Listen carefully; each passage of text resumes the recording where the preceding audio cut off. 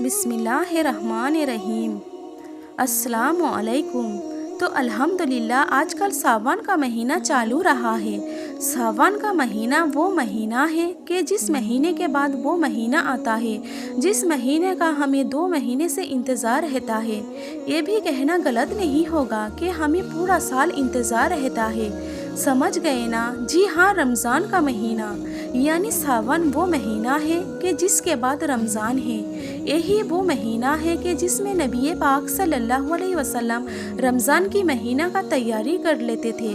تو آج ہم ساون کے مہینے کی فضیلت کے بارے میں بات کریں گے، ساون کے مہینے کی اہمیت کے بارے میں بات کریں گے، اور ساون کا مہینہ کس طرح گزارے تاکہ ہم رمضان کے لیے فل تیار ہو، یعنی ہمارے عبادت میں فل دل لگے اور جوش اور جذبے کے ساتھ ہم رمضان کا مہینہ بھی گزار سکے۔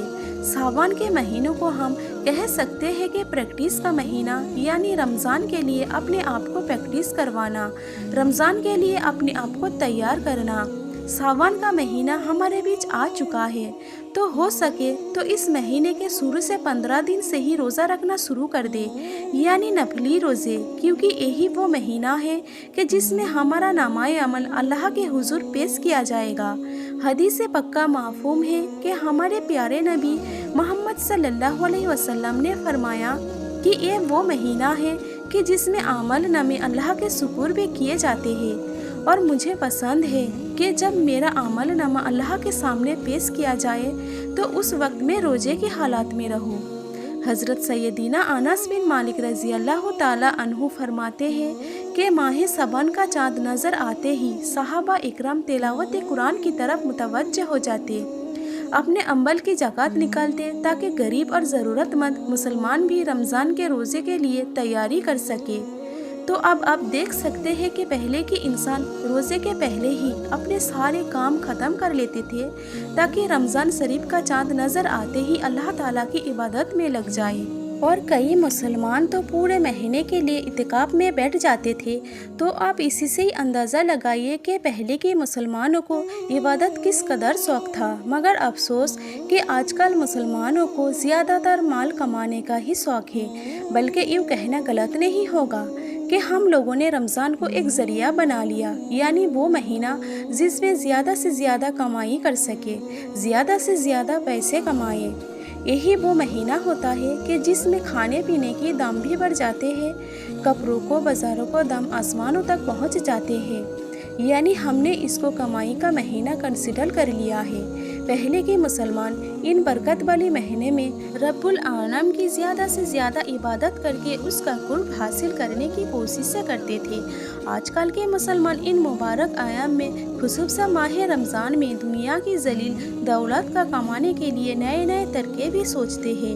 ہمارے پیارے نبی صلی اللہ علیہ وسلم اس مہینے میں کثرت سے یعنی زیادہ روزے رکھتے تھے۔ حضرت سیدنا عبداللہ بن ابی قیس رضی اللہ تعالی عنہ سے مروی ہے کہ انہوں نے ام المومنین حضرت عائشہ صدیقہ رضی اللہ تعالی عنہ کو فرماتے ہوئے سنا کہ میرے سرتاج صاحب معراج کا پسندیدہ مہینہ ساون المعجل تھا کہ آپ اس مہینے میں روزہ رکھا کرتے تھے اور پھر اسے رمضان المبارک سے ملا دیتے۔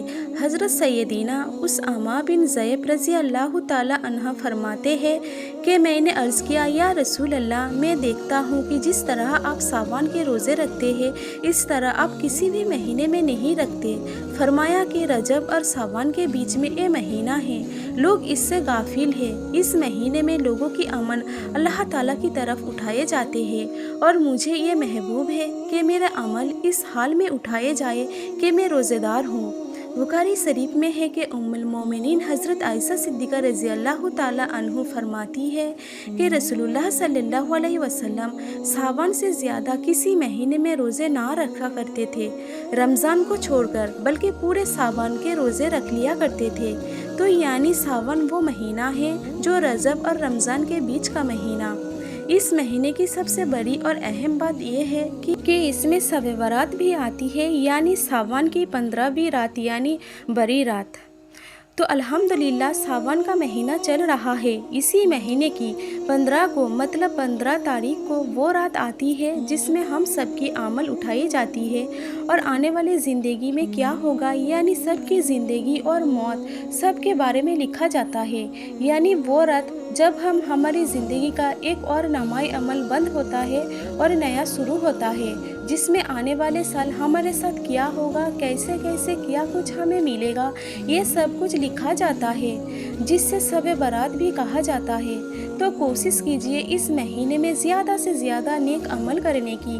तो हो सके तो रोज़े रखिए, क्योंकि इस महीने में रोज़े रखना सुन्नत है। इसी महीने में सहाबा इकराम हर चीज़ हर काम को पूरा कर लेते थे ताकि रमज़ान में सिर्फ़ और सिर्फ इबादत पर ध्यान दे सके। इस महीने में ज़कात खैरात गरीबों को दे देते ताकि वो भी रमज़ान की तैयारी कर सके। इसी महीने में अपने काम काज हिसाब किताब सब कुछ मुकम्मल कर लेते और रोज़ा रखकर रमज़ान की प्रैक्टिस करते थे। रजब अल्लाह का महीना है और सावन को हमारे नबी सल्लल्लाहु अलैहि वसल्लम अपना महीना कहा है और रमज़ान उम्मतियों का महीना है, क्योंकि ये महीना हमारे जान से भी प्यारा नबी का महीना है। तो इस महीने में बेशुमार दरूद पढ़िए, कम से कम 700 मरतबा और ज़्यादा से ज़्यादा 1200 मरतबा पढ़ने की कोशिश कीजिए। तो अब बात करते हैं कि सावन के महीने को कैसे गुजारे। जब हमें पता होता कि कोई कंपटीशन है या कोई ऐसी चीज़ है कि जिसमें हम एक भी मौका गंवाना नहीं चाहेंगे, तो उसे हासिल करना हमारा मकसद होता है, तो हम उसके लिए बेशुमार प्रैक्टिस करते हैं ना। या यूँ भी कह सकते हैं कि जब हमारे घर में कोई मेहमान आता है तो हम किस तरीके से अपने घर के सफाई में लग जाते हैं, घर की तैयारी में लग जाते हैं कि हमारा घर अच्छा लगे, ताकि जो आने वाला इंसान हो उन्हें भी हमारा घर अच्छा लगे। हम उसके लिए कितनी मेहनत करते हैं। तो सेम यही चीज़ हमें रमज़ान की आने से पहले भी करनी चाहिए कि हमें अपने ज़ाहिर के साथ साथ अपने बातों को भी सफाई कर लेनी चाहिए, खुद को अपने घर को साफ़ सुथरा कर लेनी चाहिए, हर चीज़ को पाक साफ करके रख लेना चाहिए, क्योंकि रमज़ान करीम हर मुसलमान के लिए वही महीना है जिसका एक लम्हा भी फालतू बर्बाद करने से पहले हम 100 बार सोचेंगे। लेकिन कब? जब हमें उसकी अहमियत का पता होगा, जब हमने उसे अच्छे से गुजारने की तैयारी कर रखी होगी। तो आइए सीखते हैं कि सावन का महीना कैसे गुजारे ताकि हम रमज़ान के लिए फुल तैयार हो जाए, ताकि जब रमज़ान का महीना आए हम रमज़ान के महीनों को भी फुल अच्छी से इबादत में गुजार सके, ताकि हम अल्लाह को भी पूरे तरीके से राज़ी कर सके।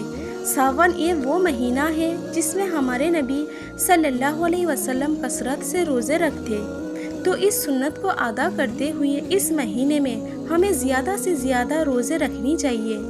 अगर आप ज़्यादा रोज़ा ना रख सके तो कम से कम पीर, जुमेरात और जुम्मा का रोज़ा ज़रूर रखिए। और इसके अलावा जो आयाम बीच के रोज़े होते हैं, आयाम बीच यानी हर महीने की 13, 14 और 15 तारीख के दिन को आयाम बीच कहते हैं, जिसमें चाँद पूरा होते हैं और 15 तारीख के बाद चाँद फिर से कम होना शुरू हो जाता है। यानी इन दिनों यानी 13, 14 और 15 में चाँद अपने उरूज पे होता है, पूरे अबूताब से रोशन होता है। तो कोशिश करें कि सावन के महीने में 13, 14 और 15 का रोज़ा आप ज़रूर रखें, बल्कि सिर्फ सावन ही नहीं बल्कि हर महीने की 13, 14, 15 का रोज़ा रखना चाहिए, जो कि हमारे नबी सल्लल्लाहु अलैहि वसल्लम की सुन्नत है। और इन रोज़ों को आयाम बीच की रोज़े कहा जाता है। तो ठीक है, पहले आपने पीर, जुमेरात और जुम्मा को रोज़ा रखना है और उसके अलावा अपना आयाम बीच के भी रोज़ा रखनी है। तो दोनों तरीके से आपकी सुन्नत अदा हो जाएगी। इसके अलावा जिनके कुरान करीम पढ़ने में स्पिरिट नहीं है या गलत पढ़ते हैं, तो वो सही तरीके से पढ़ना सीख ले। और जिनको कुरान करीम की आखिरी की 10 सूरत याद नहीं है, उनको अच्छे से याद कर ले, यानी सूरह फील से लेकर सूरह नास तक। तो इन सूरतों को आप जवानी याद कर ले, स्पेशली लेडीज़, क्योंकि लेडीज़ को घर में तराबी पढ़नी होती है और तराबी में यही आखिरी 10 सूरतें पढ़ी जाती है। تو ہم یہ کہہ کر بچ نہیں سکیں گے کہ مجھے یاد نہیں ہے یا مجھے آتی نہیں ہے۔ یاد رکھیں کہ علم حاصل کرنا ہر مسلمان کے لیے فرض ہے، کیونکہ کل اس کا بھی حساب کتاب ہوگا۔ اس کے علاوہ زیادہ سے زیادہ ذکر کرنے کی کوشش کریں، تاکہ جب رمضان کا مہینہ آئے تب آپ کسی بھی کام میں مصروف ہو تو آپ کے لبوں پر اللہ کا ذکر ہو جائے۔ زیادہ سے زیادہ استغفار کیجیے، درود پاک پڑھیے، پہلا کلمہ پڑھیے، کیونکہ رمضان میں ایک ایک ذکر پر ہمیں 70 نیکیاں ملیں گے۔ تو کوشش کیجیے چپ رہنے کی، کیونکہ خاموشی بھی ایک عبادت ہے، اور ان بند لبوں کے پیچھے اپنے رب کی ذکر مٹھاس کو نکالتے جائیے، بہت کام آئے گا یہاں بھی اور وہاں بھی۔ یعنی رمضان کے مہینے میں بے شمار ٹوٹ کر بس اللہ تعالیٰ کی عبادت کرنے کی کوشش کیجیے۔ رمضان کا ٹائم ٹیبل بنائیے تاکہ ہم زیادہ سے زیادہ رمضان کی برکت لوٹ سکیں اور اپنا زیادہ سے زیادہ ٹائم عبادت میں گزار سکیں۔ اپنا ڈھیر سارا خیال رکھیے اور مجھے بھی دعاؤں میں یاد رکھیں۔ جزاک اللہ خیر۔